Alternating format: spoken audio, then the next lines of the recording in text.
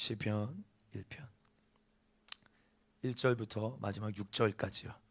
한 목소리로 함께 합독하시겠습니다. 복 있는 사람은 악인들의 꾀를 따르지 아니하며 죄인들의 길에 서지 아니하며 오만한 자들의 자리에 앉지 아니하고 오직 여호와의 율법을 즐거워하여 그의 율법을 주야로 묵상하는도다. 그는 시냇가에 심은 나무가 철을 따라 열매를 맺으며 그 잎사귀가 마르지 아니함 같으니 그가 하는 모든 일이 다 형통하리로다. 악인들은 그렇지 아니하며 오직 바람에 나는 겨와 같도다. 그러므로 악인들은 심판을 견디지 못하며 죄인들이 의인들의 모임에 들지 못하리로다. 무릇 의인들의 길은 여호와께서 인정하시나 악인들의 길은 망하리로다. 아멘.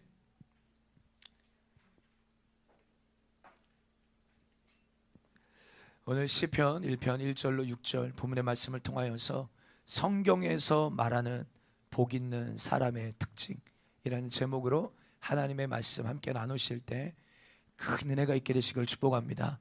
잠오실 말씀 잘 들리십니까? 송출되고 있어요? 그래요.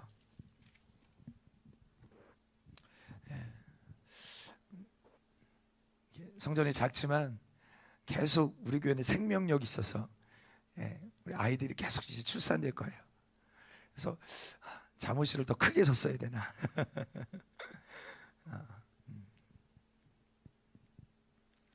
그럼 성경을 보면요, 누가 어떤 사람이 복 있는 사람인지 여러분 여러 군데서 언급하고 있어요. 여러분 우리나라도 동양 이 문화 가운데도 이 복에 대한 개념, 복을 얼마나 좋아하는지 몰라요. 그럼 중국만 가도요, 가는 곳곳마다 그릇에도 복자가 써 있고 보이는 데마다 복자가 써 있어요. 들어가도 복, 나가도 복이에요. 진짜 그렇게 복을 사모합니다. 여러분 우리도 새해가 되면 인사하죠. 여러분들 이번 주가 이스라엘에게는 새해입니다. 로시아샤나, 새해가 선포되어졌어요. 나팔절이 새해거든요. 여러분들 새해 우리는 어떤 인사를 합니까? 새해 복 많이 받으십시오 라고 인사하잖아요.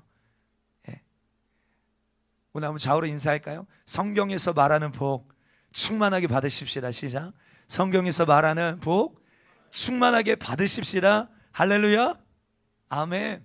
얼마나 복을 좋아하면 인사가 뭐예요? 새해 복 많이 받으라는 거예요. 복 받으십시오. 미국에도 그런 문화가 있나요? 있어요. 맞아, 카폴레시. 여러분 복 있는 사람, 성경에서 복을 말하고 있는데 대표적으로 마태복음 5장에 보면 팔복이 나오죠. 복 있는 사람은 이런 특징을 가지고 있다라고 성경이 아주 자세하게 언급해 놨어요. 그럼 구약에서 보면요, 또 하나 이 복에 대하여 누가 복 있는 사람인지에 대하여 아주 유명한 말씀이 신약에서는 마태복음 5장 팔복이라고 한다면 대표성을 가지는 구약의 복은 뭡니까? 시편 1편이에요. 그럼 시편이 150편까지 되어 있나요? 시편 150편 가운데 가장 인기가 많고 가장 많은 사람들이 암송하는, 여기 아마 앉아 계시는 분들 중에서도 다른 건 암송 못해도 시편 1편은 암송할 수 있을 거예요. 그렇죠? 그만큼 많은 사람들에게 인기받고, 그렇죠? 많이 알고 있는, 많이 암송하고 있는 말씀이 시편 1편입니다. 시편 1편을 보면 복 있는 사람이 어떤 사람인지를 설명하는데요, 중요합니다. 복 있는 사람이 세 가지를 하지 않는 사람이에요. 복 있는 사람은 세 가지를 하지 않는 사람이고, 그리고 한 가지를 하는 사람입니다. 그것이 무엇일까요? 복 있는 사람이 하지 않는 세 가지가 뭐냐면 1절 다시 한번 읽어볼까요? 시작. 복 있는 사람은 악인들의 꾀를 따르지 아니하며 죄인들의 길에 서지 아니하며 오만한 자들의 자리에 앉지 아니하고. 복 있는 사람이 하지 않는 세 가지가 무엇입니까? 악인들의 꾀를 따르지 않습니다. 다시 말해서 죄인들의 이 방식을 따르지 않는다는 거예요. 또 죄인들의 길에 서지 않는다는 것입니다. 그리고 오만한 자의 자리에 앉지 않는다는 거예요. 그러므로 여러분 복 있는 사람은요, 이런 거예요. 내가 해야 될 것과 하지 말아야 될 것을 구분할 줄 아는 사람이에요. 이렇게 따르면 되는 것과 절대로 따르면 안 되는 것을 구분할 줄 아는 사람이에요. 또 복 있는 사람은 내가 있어야 될 곳과 있으면 절대로 안 되는 곳을 아는 사람이고, 복 있는 사람은 자신이 앉아야 될 곳과 앉으면 안 되는, 절대 내가 있으면 안 되는, 앉아 있으면 안 되는 곳이 어떤 곳인지를 구분할 줄 아는 사람이에요. 아무리 많은 사람들이 부러워하는 자리고, 부러워하는 자리를 할지라도, 욕심을 내는 자리를 할지라도, 탐내는 자리를 할지라도, 이 자리가 내 자리가 아님을 구분할 줄 아는 사람이 바로 복 있는 사람이에요. 성경에서요, 너희가 높아지려고 하거든 낮아지라는 거예요. 너희가 섬김을 받고자 하느냐? 그럼 뭐 하라는 거예요? 섬기는 자리로 나아가라는 거예요. 내가 너희를 섬기러 왔다라고 주님 말씀하시잖아요. 그렇죠? 근데 여러분, 우리는 자꾸 어디로 올라가려고 합니까? 높은 자리로, 사람들에게 인정받는 자리로, 많은 사람들이 탐내는 자리로. 그래서요, 교단마다 1년에 한 번 총회가 열릴 때 자기가 한번 총회장 해보려고요, 보통 눈에 불을 켜고 선거 활동을 하는지 몰라요. 그래서 정말 제가 방송국에 있을 때 이런 거 취재를 많이 가면요, 비리도 얼마나 많은지 몰라요. 자기 한번 총회장 돼보려고 자기 주변에 있는 사람들에게 뇌물까지 주면서 자기를 좀 뽑아달라고. 그래서 제가 목회의 길로 갈 때 저를 사랑하고 저를 위해서 중보해 주시는 분이 저에게 당부했던 게 뭐냐면, 절대로 교단 안에서 앞으로도 어떤 지방회장이든 어떤 직분이든 맡지 말고 목회에 충성하십시오. 아멘. 그럼 그러게 제가 어떤 다른 이제 나이가 들어서 어떤 직분을 가지려고, 여러분들 세상에서 높아지는 자리를 가지려고 할 때 와서 말씀해 주세요. 목사님, 변질되면 안 됩니다. 여러분, 이만큼 성경에서 말하는 복 있는 사람은요, 내가 있어야 될 곳, 여러분들 정말로 목사에 있어야 될 곳은 영혼을 지키고 사랑하고 주님의 심정처럼 영혼을 사랑하고 보호하고 말씀과 기도하는 일에 전무하는 자리지. 그렇죠? 세상에서 말하는 부귀영화, 고대광실, 남들에게 인정받는 그 자리가 아니다 이 말이에요. 거기 가면 돈을 벌고, 거기 가면 명예를 얻을 수 있고, 거기 가면 권력을 얻을 수 있고, 거기 가면 인기도 얻을 수 있고, 거기 가면 높아질 수 있기 때문에 나는 반드시 그 자리에 앉아야 돼. 그러나 여러분, 절대로 복 있는 사람은요, 그런 사람이 아니에요. 그렇게 그 자리를 탐내는 사람이 아닙니다. 복 있는 사람은 내가 있어야 될 곳과 있으면 절대로 안 되는 곳을 알아서 가고 가지 않는 사람이에요. 제 말이 아니라 지금 성경 시편 1편이 하고 있는 이야기입니다. 기억하십시오. 복 있는 사람은 세 가지를 하지 않습니다. 첫 번째 뭡니까? 악인의 꾀를 따르지 않습니다. 두 번째, 죄인의 길에 서지 않습니다. 세 번째, 오만한 자의 자리에 앉지 않습니다. 그러나 그 대신에 한 가지를 합니다. 그것이 무엇입니까? 2절입니다. 함께 읽을까요? 시작. 오직 여호와 율법을 즐거워하여 그의 율법을 주야로 묵상하는도다. 아멘. 이 세 가지를 하지 아니하고, 죄송해요, 제가 지금 목이 많이 쉬어가지고 좀 소리가 이쁘지 않은 좀 이해해 주십시오. 세 가지를 하지 않습니다. 악인의 꾀를 따르지 않고, 죄인의 길에 서지 않고, 오만한 자리에 앉지 아니하고, 그러나 한 가지 하는 것이 오직 여호와의 율법을 뭐하여? 즐거워하여. 뭐하여요? 즐거워하여 그 율법을 주야로 묵상하는도다. 근데 여기서 중요한 것은요, 주야는요 두 가지 의미가 있습니다. 주야.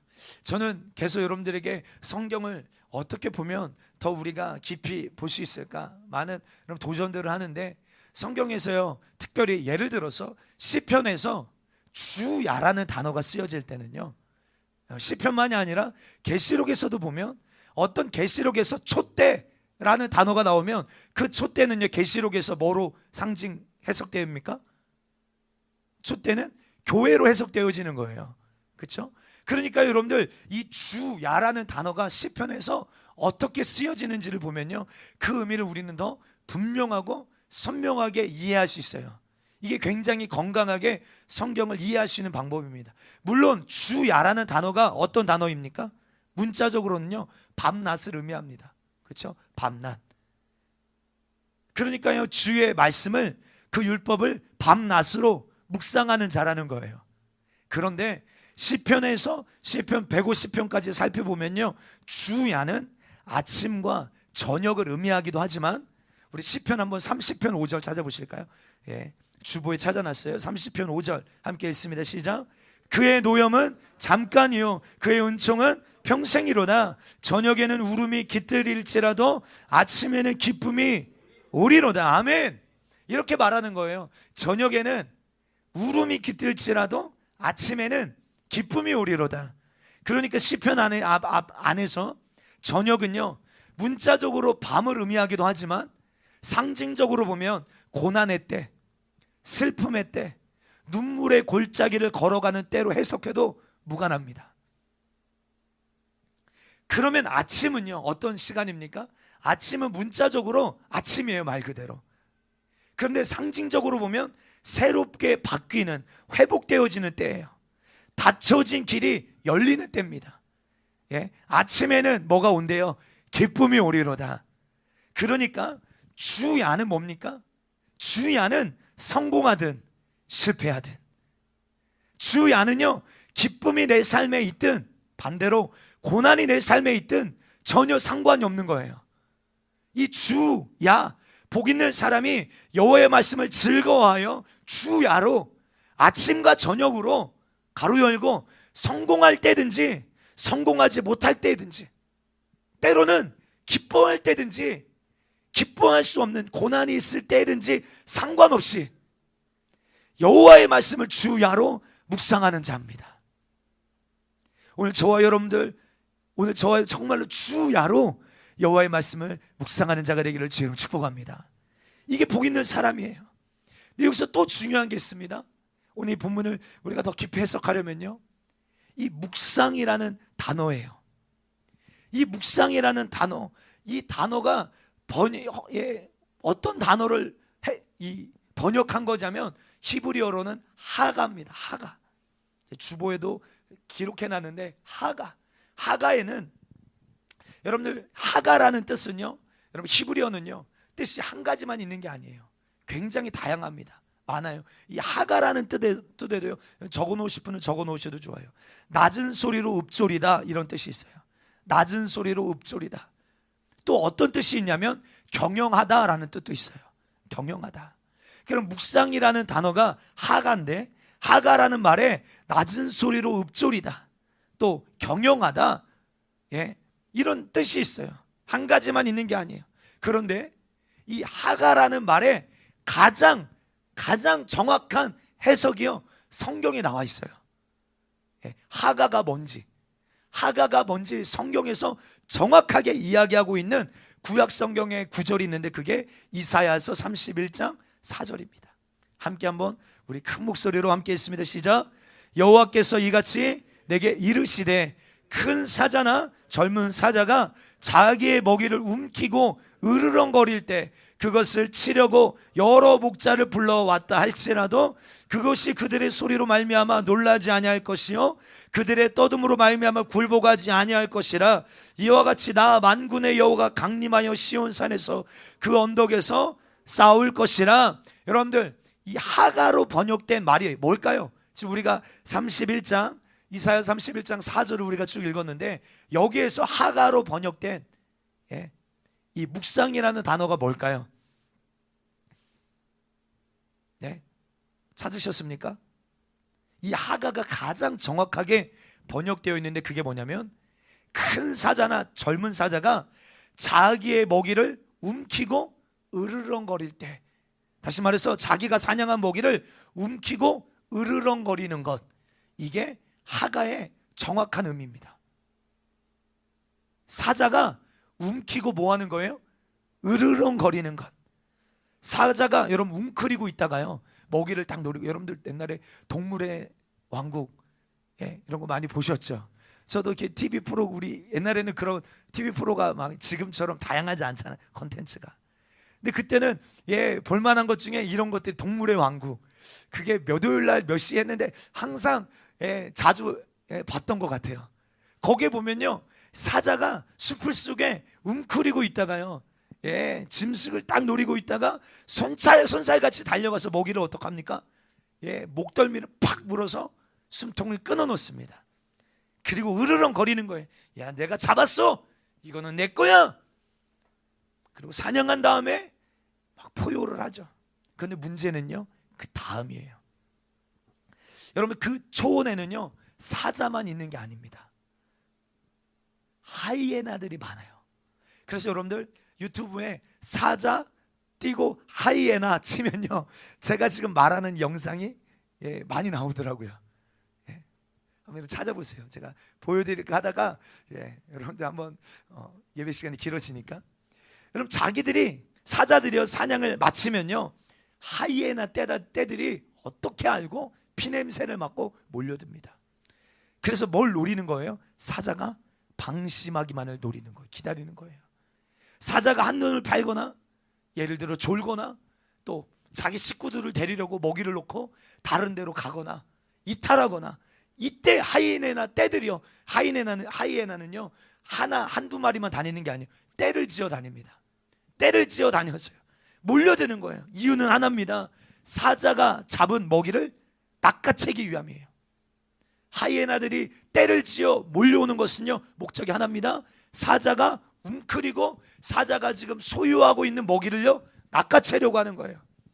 그러니까 사자는 이때 지금 내 먹이를 노리는 존재가 있구나, 내가 지금 웅크리고 내가 지금 소유하고 있는 이 먹이를 빼앗아 가려는 존재가 있구나, 하이에나가 지금 내가 사냥한 먹이를 빼앗아 가려고 하는구나. 그래서 그때 사냥한 먹이를 움키고 품에 안고 으르렁거리는 것, 빼앗기지 않으려고, 이게 하가라는 거예요. 이게 성경에서 말하는 하가의 본질적인 뜻입니다. 사자가 사냥을 마쳤습니다. 근데 여러분 주변에 또 하이에나만 있는 게 아니에요. 뭐도 있죠? 눈에 보이지 않는 하늘에 독수리 떼들이 있어요. 여러분 이 독수리들도 사자가 뭐하기만을 기다려요? 한눈 팔기만을 기다리는 거예요. 그러니까 하이에나나 독수리나 사자가 먹이를 웅크리고 있을 때는요 막 주변에 알짱거리지만 함부로 덤비지 못해요. 함부로 덤볐다가 죽습니다. 근데 한눈 팔기만을 기다리는 거예요. 기다리고 기다렸다가 사자가 한눈을 팔 때, 사자가 먹이를 잠깐 이탈하고 떠날 때 독수리가 날개를 접고 손살같이 내려와서 그 먹이를 낚아채는 거예요. 목적은 하나입니다. 먹이를 낚아채기 위함이에요. 근데 여러분 요한복음에 보면 요한복음 10장 10절에 도적이 오는 것은 도적질하고, 이 사단이 하는 특성을 성경은 분명하게 이야기하고 있는데, 도적이 오는 것은 도적질하고 죽이고 멸망시키러 온다는 거예요. 도적질에 가는 거예요. 그럼 사단이 여러분들 뭐 하려고 틈만 보고 기다리고 있는 것입니까? 도적질에 가려고요. 그때 사자가 빨리 깨달아야 됩니다.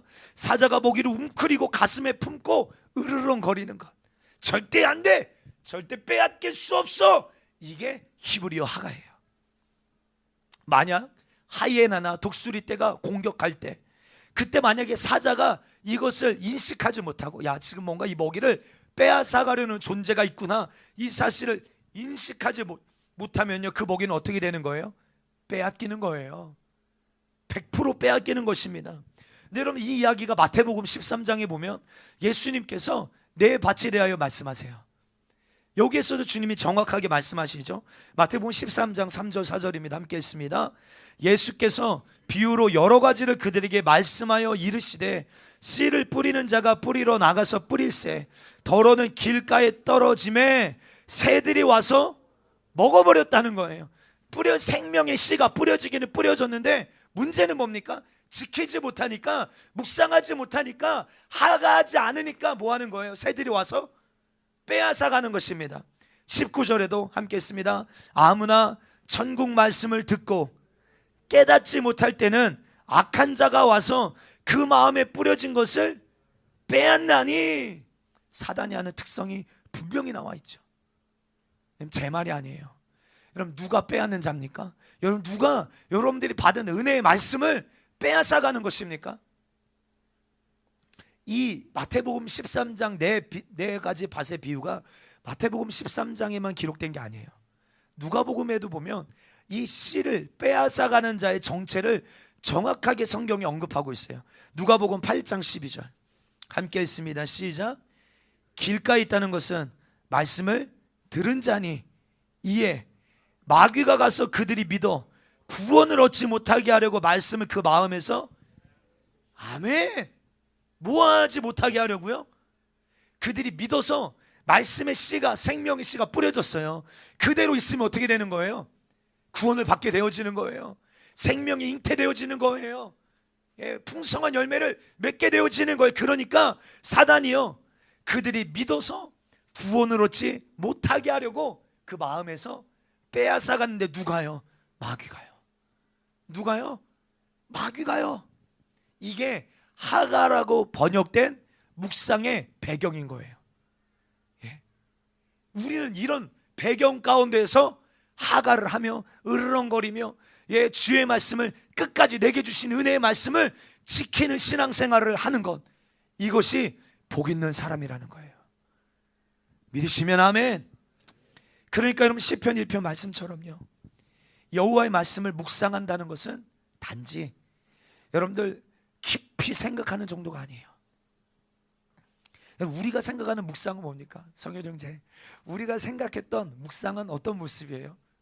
소파에 앉아서 커피 한 잔을 마시면서 예, 뭔가 주님이 내게 뭐라고 또 오늘 말씀하시나 예, 성경을 피거나 이렇게 휴대폰으로 태블릿으로 이렇게 예, 보는 아주 모습이 어떻습니까? 굉장히 고상하고 이런 모습이에요. 그렇죠? 근데 여러분 이런 모습을 히브리어 하가의 모습은 절대 아닙니다.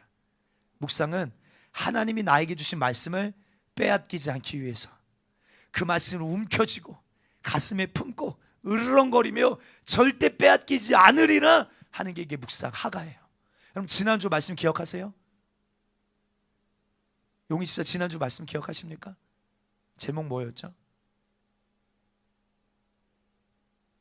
네, 지난주 말씀 네. 번제와 예수 그리스도는 그 전이죠. 그렇죠? 너희는 거룩하라. 예. 우리를 향하신 하나님의 부르심 너희는 거룩하라. 야, 그 당시에는 뭔가 은혜 받은 것 같은데 뭐예요? 지키지 않으면요 묵상하지 않으면 하가하지 않으면 빼앗기는 거예요. 그럼 우리는 이것을 전제하고 예, 이 배경을 이해하고 여러분들 우리는 신앙생활해야 합니다. 하나님께서는요 우리 하나님의 속성을 잘 아셔야 합니다. 하나님은 말씀하는 분이세요. 지금도 이 시간에도 하나님 우리에게 말씀하는 분이십니다. 할렐루야 아멘 아멘. 우리에게 말씀하고 계세요. 끊임없이 말씀하고 계세요.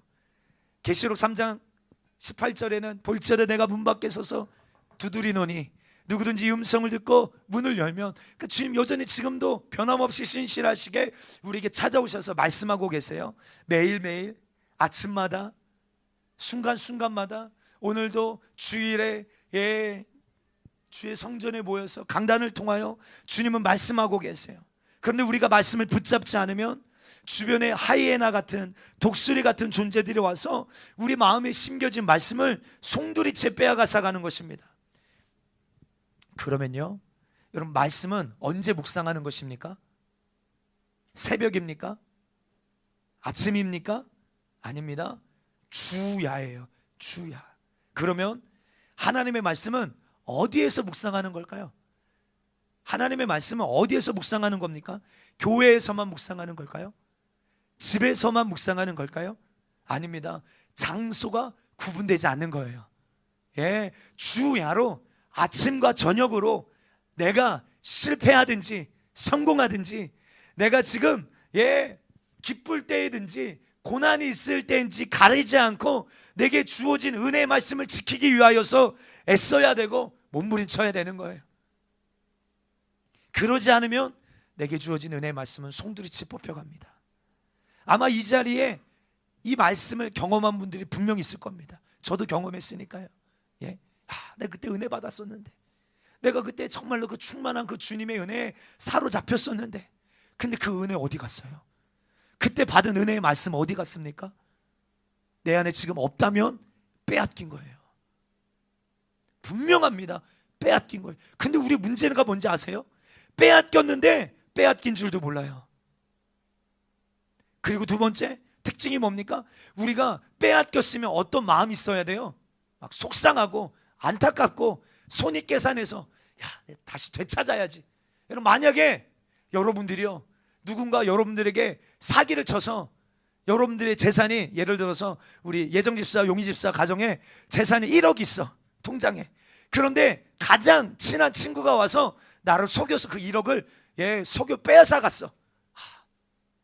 저 친구가 나보다 더 급한 사정이 있어서 나를 속여서라도 이 1억을 가져갔구나. 이해하시겠습니까? 아니면 어떻게 해서라도 그 친구를 지구 끝까지 쫓아가서라도 1억을 되찾으려고 하겠습니까? 후자겠죠, 당연히. 그렇죠? 그런데 여러분, 왜 우리가 받은 이 엄청난 은혜의 복음을 빼앗겼음에도 되찾으려 하지 아니하고, 아까운 줄 모르고 손해본 줄 모르고 속상한 줄 모르냐 이 말이에요. 그래서 우리는 이렇게 영적으로 민감하지 않는 것, 예민하지 않는 것, 이거 정말로 우리 철저하게 돌아보고 회개하시고 다시 한번 영적으로 예민한 사람이 되셔야 합니다.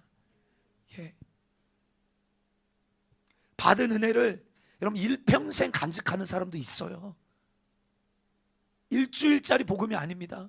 일주일짜리 은혜가 아니에요. 일평생 나를 그렇게. 여러분, 바울의 생애를 보세요. 바울이 복음을 전할 때마다 바울이요, 반복해서 말하는 몇 가지가 있는데, 그가 전하는 복음 중에 몇 가지가 뭐예요? 내가 만난 예수예요. 내가 어떤 자였는데 이런 나를 주님이 이렇게 사랑하시고 찾아와 주셔서 나를 만나 주셔서 이런 죄인 중에 괴수 같은 나를 어떻게 구원해 주셨는지를 그가 가는 곳곳마다 이 복음을 전해요.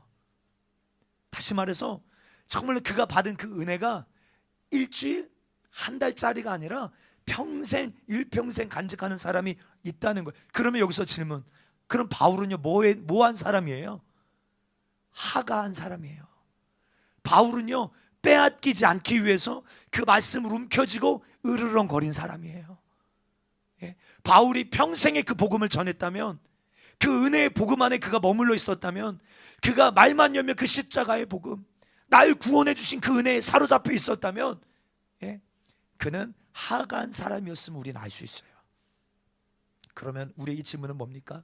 내가 받은 이 은혜의 말씀을 지키기 위해서 우리는 어떤 삶을 사냐 이 말이에요. 우리는 어떤 삶을 살고 계십니까?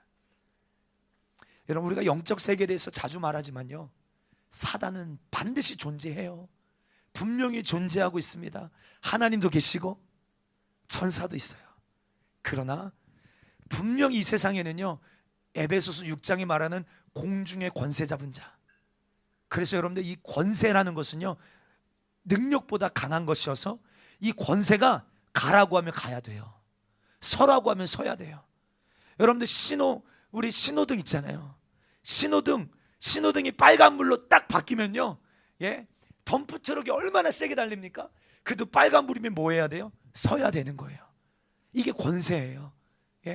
여러분들, 권세가 하라고 하면 하고, 하지 말라고 하면 하지 말고, 가지라고 하면 가져야 되고, 빼앗으라고 그러면 빼앗아야 되는 거예요. 권세 잡은 자, 이 공중에 세상 권세를 잡은 원수가 있다는 거예요. 그리고 그 아래 이 일들을 막 수종드는 더러운 영이 있다라고 성경은 말합니다. 더러운 영. 그래서 이 더러운 영은 하나님이 우리에게 주신 은혜를 빼앗아가기 위하여서 계속 여러분들을 노려보고 있어요. 노려보고 있다니까요.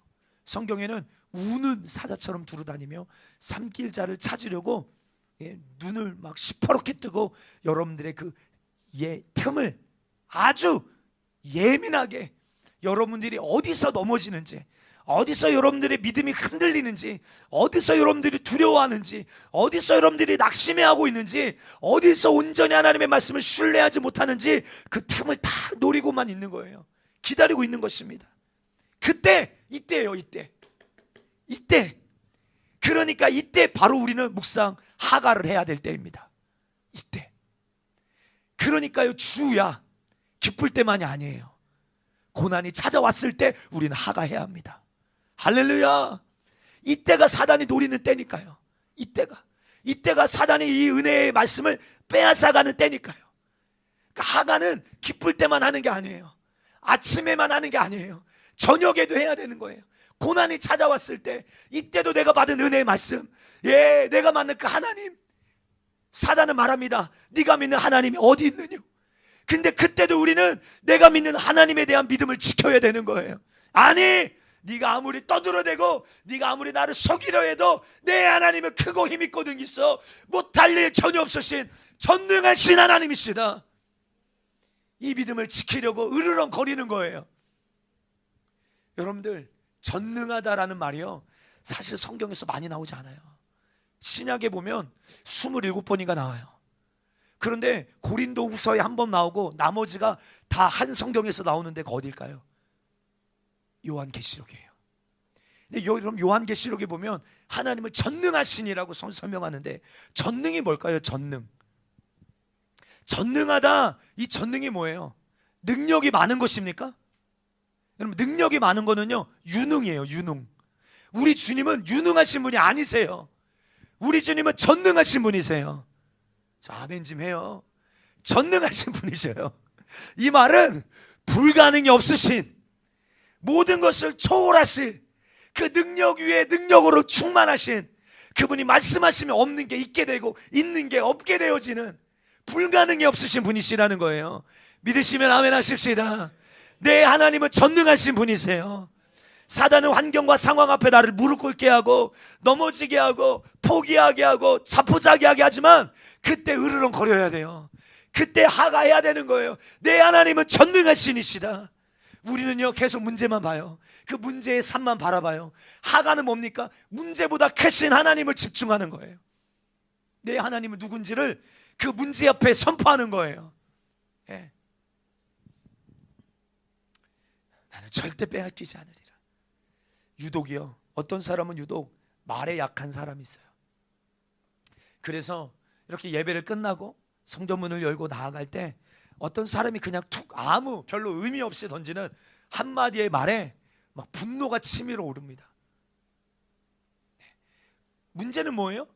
이것으로 말미암아 내가 지금 받은 모든 은혜를요, 쏟아붓는 거예요. 잃어버리는 거예요.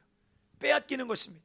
그래서 제가 수련회나 이런 거 끝나면요, 하산할 때 꼭 모아놓고 하는 말이 있어요. 이제 수련회 끝나고 가면 은혜를 막 쏟아붓게 만드는, 잃어버리게 만드는 방해들이 있다. 정신 바짝 차려야 된다. 예정 집사 맞아요, 아니요? 맞아요? 대희 집사 맞아요, 아니요? 경험해봤어요? 예. 막 은혜를 쏟아붓게 만드는 거예요. 그래서 뭐 우리 그런 간증들이 있어요. 은혜 받고 갔는데 갑자기 뭐 엄마 아빠가 하는 소리가 막 예리하게 막 내 마음을 막 찔러 막 쑤셔 막 콕콕콕. 그래서 받은 은혜 3박 4일 동안 막 눈물 콧물 흘리면서 받은 은혜 한순간에 쏟아 버리는 거예요. 또 어떤 사람은 유독 싫어하는 사람이 있어요.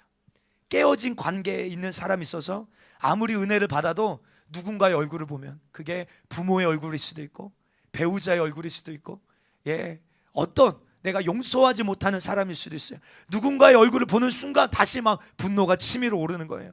상한 마음이 일어나서 저 사람이 나를 그렇게 미워했지, 나한테 저런 상처를 줬지. 어떤 사람과의 그 깨어진 관계 때문에 받은 은혜를 쏟아붓습니다. 물론 사람마다 다 다르지만 중요한 것은 뭡니까?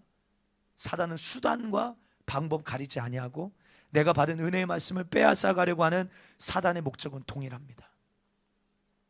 사랑하는 성도요, 은혜의 말씀 지키셔야 합니다. 절대로 빼앗기지 않으리라. 이 말씀을 지킬 거야 라고 사자처럼 으르렁거리며 절대 빼앗기지 않으리라 몸부림쳐야 되는 거예요. 이게 묵상입니다. 그럼 어느 순간 묵상이라는 단어가 너무 고상한 단어가 되어졌어요. 여러분, 성경에서 말하는 묵상, 하가는 절대 고상한 단어가 아니라 아주 치열한 단어예요. 아주 영적 전쟁을 치열하게 치르는 단어입니다. 그러니까 누가 복 있는 사람입니까? 복 있는 사람은 악인의 꾀를 따르지 아니하며 죄인의 길에 서지 아니하며 오만한 자의 자리에 앉지 아니하고 대신 여호와의 말씀을, 율법을 즐거워하여 주야로 그 말씀을 아멘 붙잡고 몸부림치는 자예요. 그럼 사람마다 다르겠지만 어떤 사람은요, 고난이 찾아올 때 받은 은혜를 빼앗기는 사람이 있어요. 그렇죠? 예, 고난이 찾아올 때, 예측하지 못한 고난이 찾아올 때 여러분, 내가 받은 은혜를 빼앗기는 사람이 있습니다. 받은 은혜의 말씀을 빼앗길 수 있어요. 근데 여러분, 자세히 살펴보면요, 고난보다 더 무서운 게 있더라고요. 그게 뭘까요? 고난보다 내가 받은 은혜를 지키는 일에 더 무서운 영역이 있어요. 대개 여러분들, 사람이 은혜의 말씀을 언제 빼앗기는지 아십니까? 고난이 사실 아니더라고요. 내 뜻대로 잘 될 때입니다. 언제라고요? 내 뜻대로 잘 될 때. 오히려 어느 정도 성숙한 그리스도인은요, 중요한 전제입니다. 정말로 성숙한 그리스도인이에요. 성숙한 그리스도인은 고난이 오면요, 오히려 더 기도합니다. 오히려 더 말씀 붙들어요. 고난이 그래서 유익이라 성경은 말하잖아요. 고난 때문에 주님 앞에 무릎 꿇어요. 그렇죠? 예, 더 주님 말씀 붙잡아요. 더 주님 신뢰해요. 고난 때문에. 그런데 내 뜻대로 잘 되면요, 방심합니다. 내 뜻대로 잘 되면 방심해요. 틈이 생겨요. 그러니까 고난보다 더 무서운 것은 사실 성공입니다. 그래서 여러분, 우리는 고난을 다루는 법도 배워야 되지만 성공을 다루는 법도 배워야 돼요. 성경을 통하여. 바울이 이걸 이야기하고 있죠. 빌립보서 4장, 제가 찾아놨는데 11절로 13절 한번 큰 목소리로 읽어보시겠습니까? 시작. 내가 궁핍함으로 말하는 것이 아니니라 어떠한 형편이든지 나는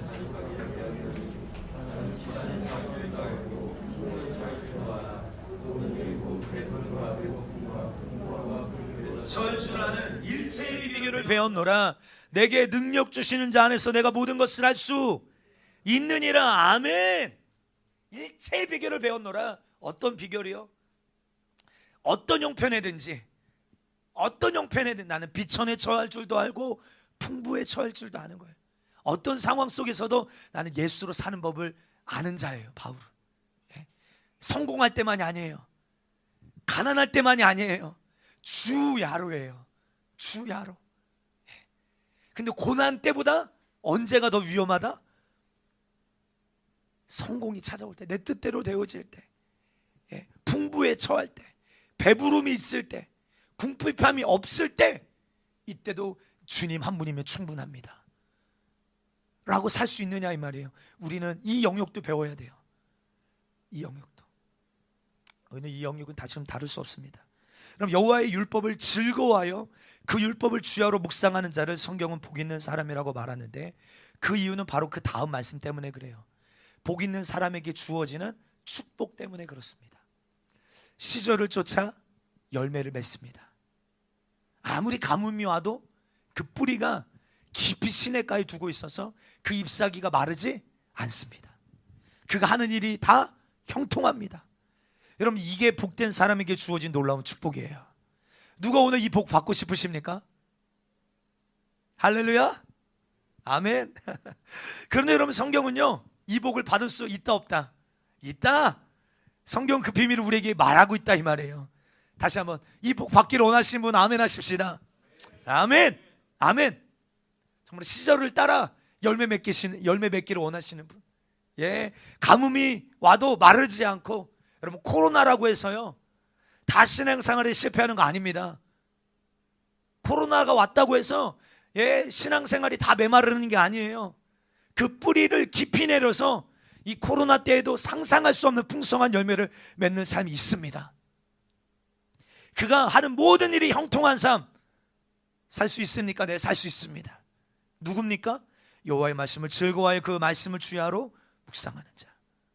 근데 여러분, 성경을 보면요, 아주 유명한 선지자 한 사람이 이 시편 1편을 그대로 선지서에 인용합니다. 그리고 똑같이 이야기합니다. 하나님이 복을 주시는 사람의 특징은 마르지 않는 사람이다. 때를 따라 열매를 맺는 사람이다. 예, 풍성한 삶을 사는 사람이다. 그가 하는 일이 모두 다 형통하다라고 말합니다. 대신 한 단어를 바꿉니다. 여호와의 말씀을 묵상하는 사람이 구체적으로 어떤 사람인지를 한 단어로 바꿉니다. 그 선지자가 누굴까요? 예레미야예요. 우리 예레미야 17장 8절 한번 읽어보실까요? 시작.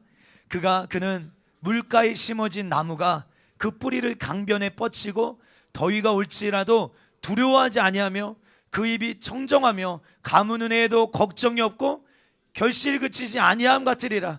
또 갈수록 또 목소리가 작아지셔요 진짜. 예레미야는 많은 사람이 사랑하는 시편 1편을 말씀을 그대로 인용합니다. 여러분 가지고 있는 성경이 혹시 관주 성경입니까? 그럼 옛날 성경 다 관주 성경이어서 성경이 어디랑 연결되어져 있는지 그 성경 밑에 기록되어 있잖아요.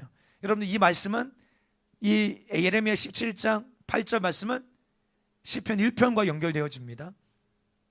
예레미야 선지자가 뭐라고 막 그가 누군지를 아느냐, 8절에 보니까 그가 누군지를 아느냐, 그는 물가에 심겨진 나무와 같은 사람이다.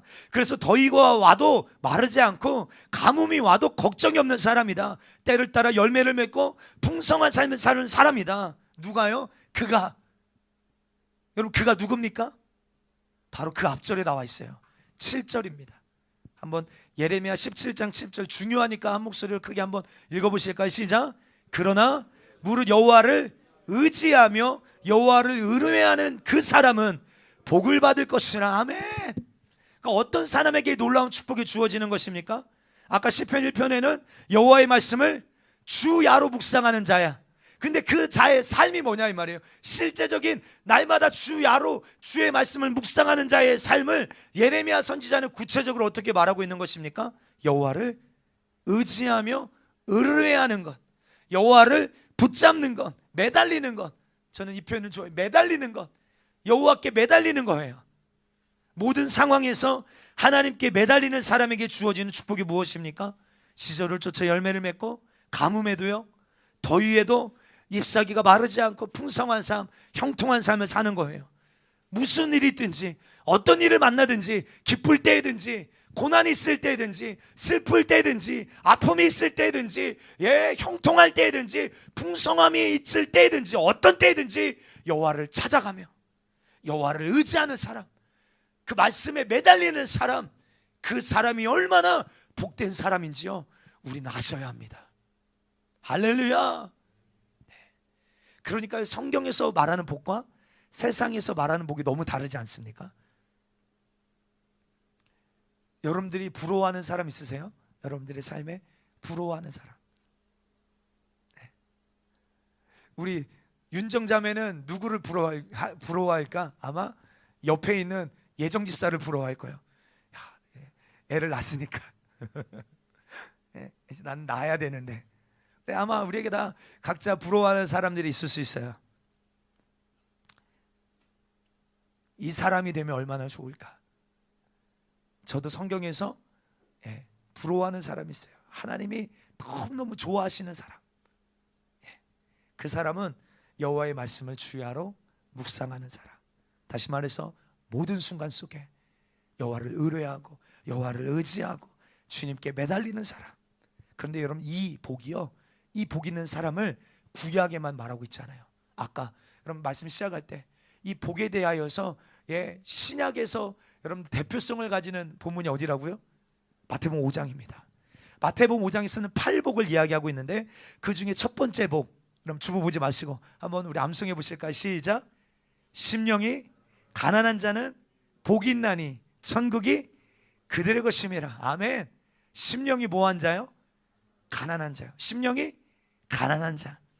여러분 심령이 가난하다라고 말할 때 이 가난하다라의 헬라어가 푸토코스입니다. 한번 따라할까요? 푸토코스. 주보에도 여러분 그 원어를 한번 기록해 봤는데요, 푸토코스라는 단어예요. 여러분 이 푸토코스라는 단어는 그냥 가난하다라고만 말하기에는 너무 아깝고 의미가 너무 함축되어져 있어요. 그 의미를 다 담아내지 못합니다. 이 푸토코스의 원래의 뜻이 뭐냐면, 여러분 3, 4주 굶은 거지가 음식을 달라고 요청할 때 쓰는 단어가 이 푸토코스예요. 여러분들 3, 4주 너무 길어. 한 1, 2주 굶어 보신 적 계세요? 2, 3주 굶어 보신 적 계십니까?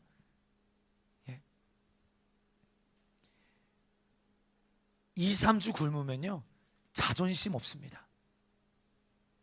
음식 앞에요 절박합니다. 가난한 정도가 아니라 절박해요.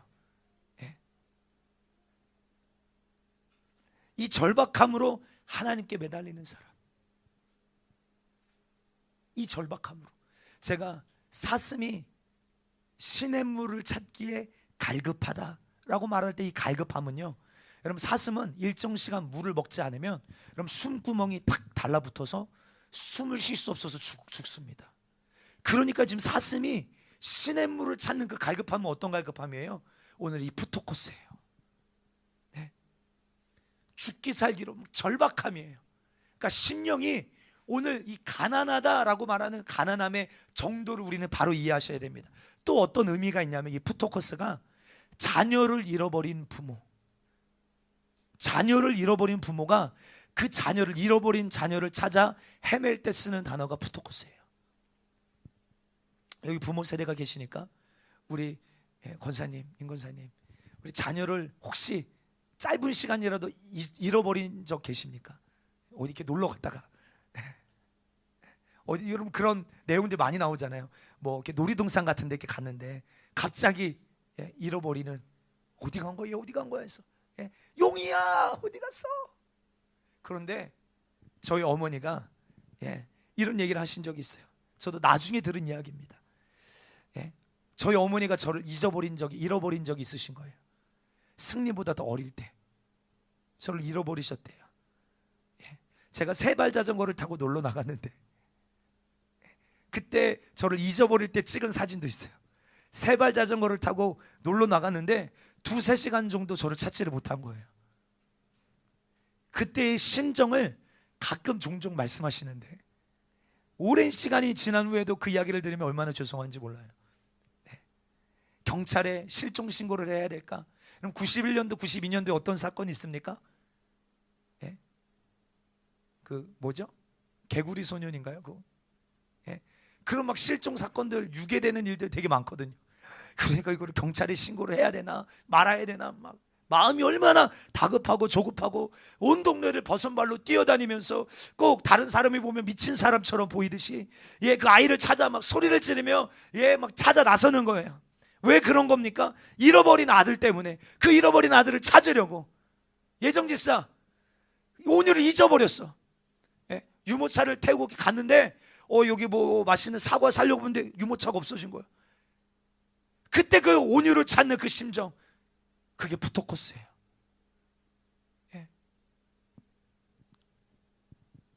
여러분 그러니까 얼마나 가난한 마음인 것입니까? 온 힘을 다해 하나님께 매달리는 사람, 하나님을 찾는 사람, 그 사람을 성경은 뭐라고 말하는가? 복 있는 사람이라는 거예요.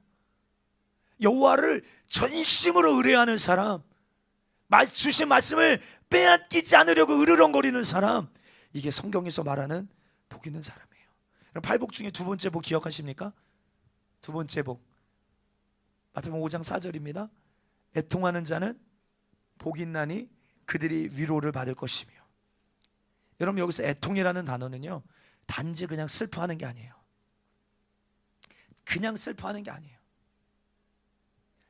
이런 것입니다.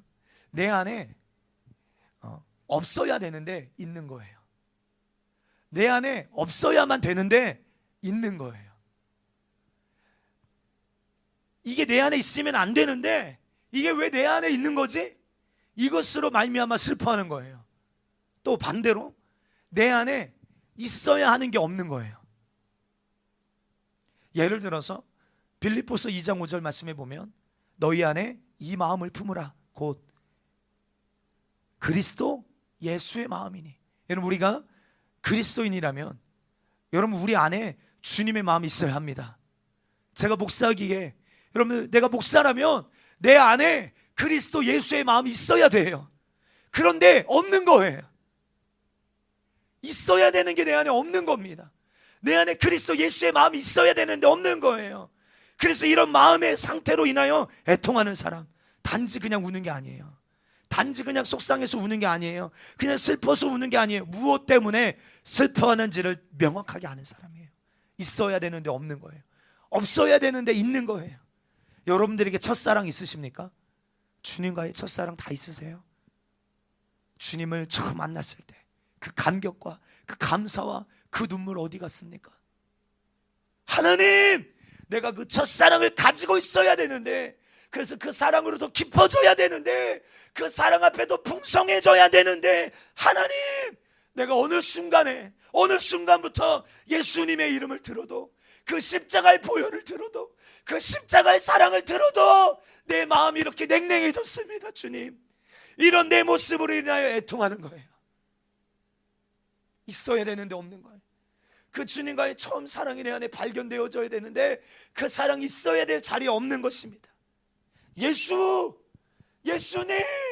그 이름만 들어도 내 마음이 막 벅차오르고 눈물이 나고, 그 이름만 들어도 막 소망이 넘치고, 그런 적 우리 다 있으시잖아요. 그렇게 우리 주님 뜨겁게 만난 적들이 있으시잖아요. 그런데 어느 순간부터 예수님 이름을 들어도요, 십자가 복음을 들어도요, 별 감흥도 없습니다. 은혜도 안 됩니다. 여러분, 그때 여러분도 어떻게 하십니까? 그때 여러분도 어떻게 하세요? 오늘도 목사님이 또 동일한 이야기 하는구나, 또 같은 소리만 하는구나, 또 그 십자가 복음, 듣기 싫은 그 회개 복음만 이야기하는구나. 여러분, 우리 그렇게 여기십니까? 이때 여러분들이 애통해야 될 때입니다. 하나님, 내 안에 이 마음이 있어야 되는데 없습니다. 누군가를 바라봐도 사랑이 내 안에 없어요. 용서하는 마음이 없어요. 내가 목사로서 하나님 이런 마음 가지면 안 되잖아요. 하나님, 내 안에 이기적이거나 탐심이 있거나 거짓된 모습이 있으면 안 되잖아요. 하나님, 이 마음이 없어야 되는데 이 마음이 내게 가득합니다. 주여, 나를 불쌍히 여겨주세요. 이것으로 말미암아 슬퍼하고 안타까워하는 것, 여러분, 이것이 애통하는 거라는 거예요. 그리고 성경은 그 사람을 향하여 이렇게 말합니다. 복 있는 사람이다. 여러분, 고린도후서 7장 10절 여기를 한번 찾아보십시다. 고린도후서 7장 10절, 거의 다 왔습니다. 고린도후서 7장 10절, 앞에도 말씀 찾아 놓으셨죠? 네. 고린도후서 7장 10절 함께 했습니다. 하나님의 뜻대로 하는 근심은 후회할 것이 없이 없는 구원에 이르게 하는 회개를 이루는 것이요, 세상 근심은 사망을 이루는 것이니라. 하나님의 뜻대로 하는 근심은 후회할 것이 없는 구원에 이르게 하는 회개를 이룬다는 거예요. 여러분들, 하나님의 뜻대로 근심 좀 하십시오.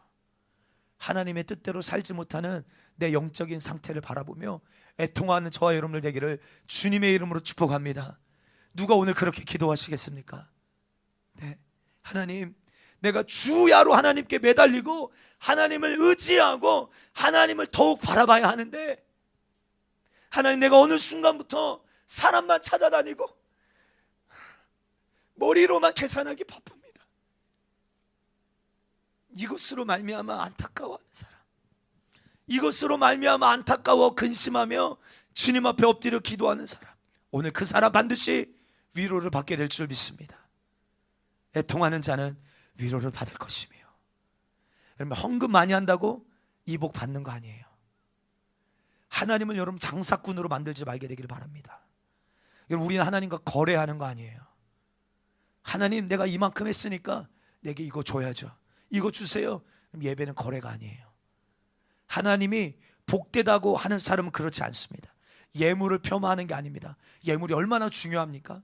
그러나 더 중요한 건 매 순간순간마다 하나님을 의지하는 삶이에요. 하나님을 의뢰하는 삶이, 하나님께 매달리는 거예요.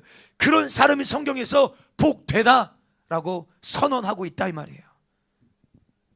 여러분, 모든 사람들이 다 쓰러지는 메마른 가지처럼 말라져가는 이때, 풍성한 삶, 열매 맺는 삶, 마르지 않는 삶 살고 싶지 않으십니까?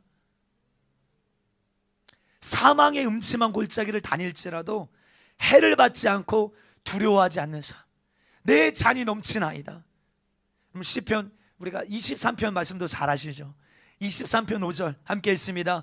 주께서 내 원수의 목전에서 내게 상을 차려주시고 기름을 내 머리에 부으셨으니 내 잔이 넘치나이다. 여러분, 이 말씀에서 의문점이 들지 않으세요? 원수의 목전 앞에 왜 상을 차려주시는 거예요? 예? 이 상은요, 트로피가 아닙니다. 어떤 상이에요? 밥상이에요, 밥상. 예. 여러분, 양의 입장에서 생각해 보세요. 여기 여러분 양이시라면 양의 입장에서 생각해 보세요. 그럼 이제 말씀 다 끝나갑니까? 정신 바짝 차리시고, 양의 입장에서 생각해 보세요. 지금 자기의 목숨을 노리는 이리와 늑대가 바로 코앞에 있어요.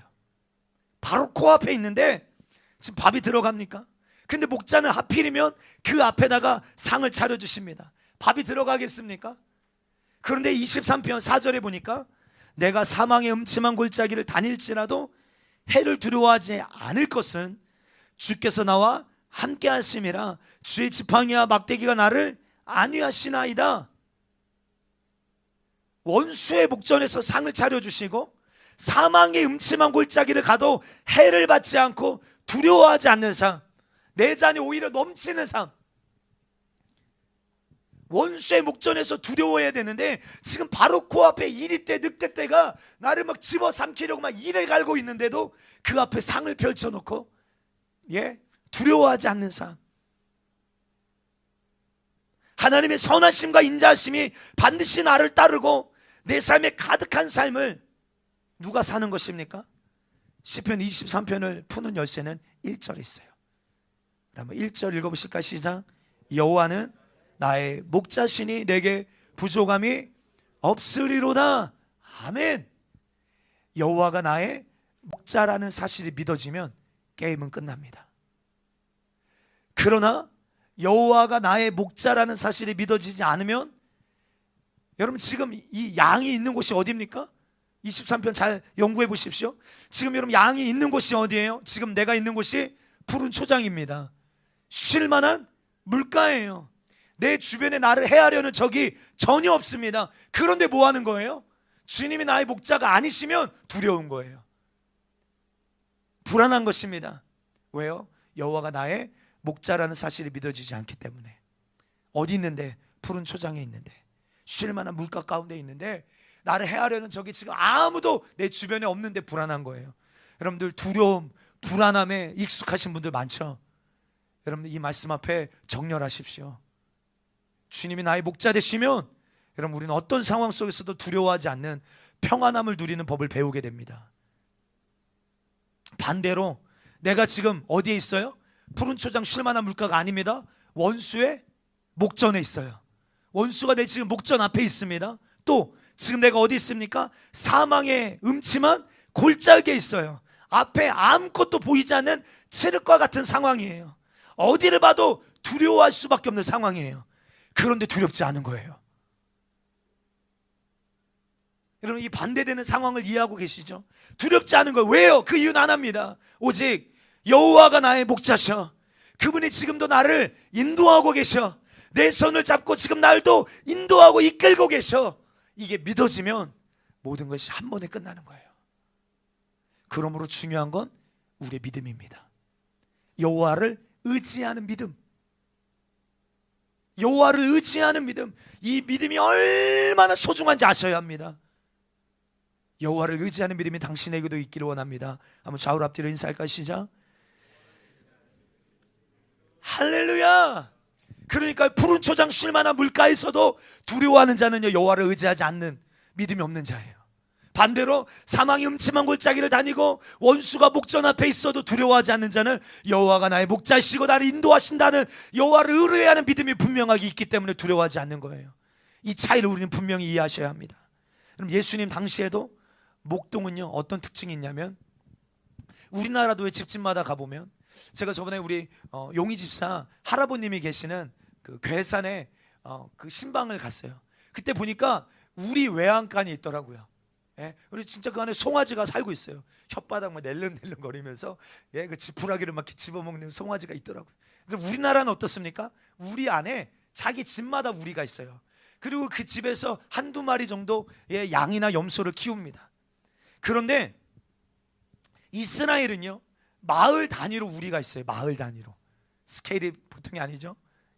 그래서 그 우리 안에 양과 소가 적어도 막 수백 마리입니다.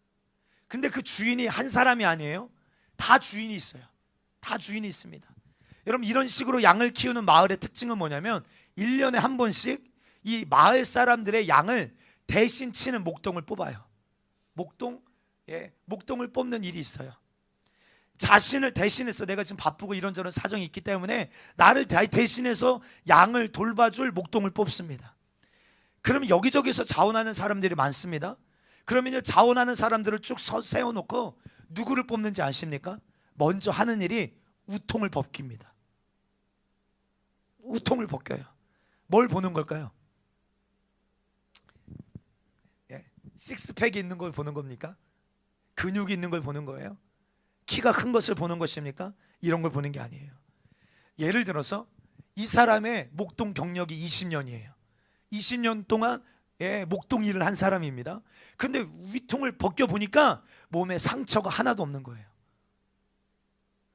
여러분들, 양은 광야에서 돌볼 때 반드시 돌발적인 상황이 있을까요? 없을까요? 있죠. 양이 낭떠러지로 떨어지기도 하고, 맹수가 와서 양을 집어 삼키려고 할 때가 반드시 그런 일들이 있습니다. 그러니까 나는 양을 20년 동안 목동 일을 했는데 내 몸이 깨끗하다? 무슨 뜻이에요? 사고가 났을 때, 돌발 상황이 생겼을 때, 이리가 와서 내 양을 죽이려고 할 때 목동이 어떻게 한 거예요? 내버려 둔 거예요.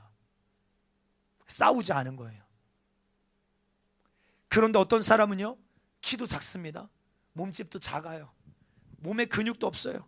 그런데 우통을 벗겨보니까 그 몸에 상처투성이에요. 어떤 영역에는 늑대 이빨에 자국도 있고, 어떤 영역에는 맹수가 그 발톱으로 긁힌 자국도 있는 거예요. 여러분, 그 마을 사람들이 누구를 목동으로 뽑을까요? 몸에 상처가 있는 사람이에요. 왜요? 이 사람은 어떻게 할 거니까.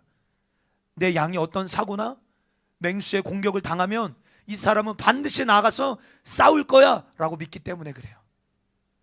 사랑하는 성도요, 예수님의 몸에 상처가 많다는 거 아십니까? 여러분들, 당신의 양된 오늘 우리를 지키기 위하여서, 우리를 보호하기 위하여서 예수님의 몸에는 상처가 많습니다. 그리고 목숨까지도 양을 위하여 바치시는 우리 주님은 선한 목자세요. 할렐루야. 그러기에 우리가 신뢰할 수 있는 거예요. 우리 마지막 말씀이죠. 우리 요한복음 10장 11절 15절 함께 있습니다.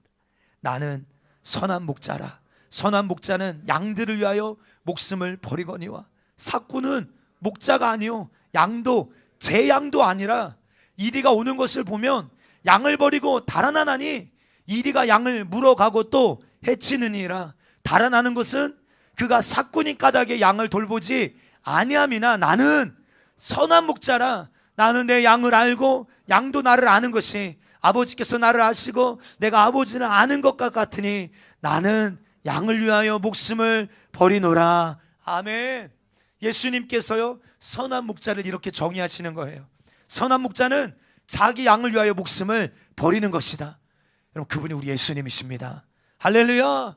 그러게 내가 어떤 어려운 상황에 처했을 때 나의 선한 목자 되신 예수님께서 끝까지 지켜주시고 인도하신다라는 믿음만 있다면, 이 가난한 마음, 푸토코스, 이 절박한 다른 수많은 내가 의지할 수 있는 방법 중에 하나를 선택함이 아니라, 이 고난 속에서, 이 사망의 음침한 골짜기에서 나를 건져내시리는 나의 선한 목자 주님밖에 없다라는 사실을 분명하게 믿는 사람, 내가 지금 걸어가는 길이 비록 사망의 음침한 골짜기라도 두렵지 않는 거예요. 원수의 목전이라도 두렵지 않는 거예요.